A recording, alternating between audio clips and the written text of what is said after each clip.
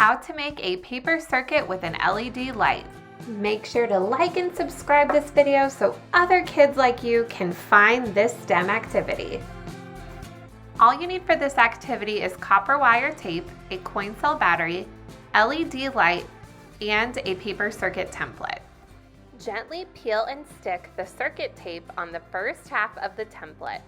Cut and leave a space for your light.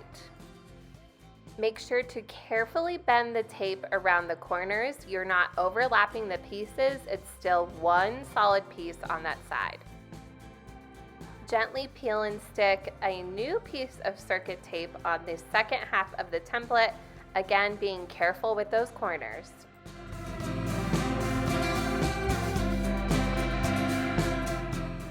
Notice the positive and negative sides of your light.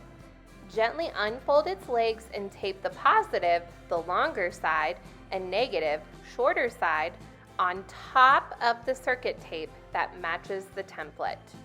Use a little bit of clear tape to keep the light in place.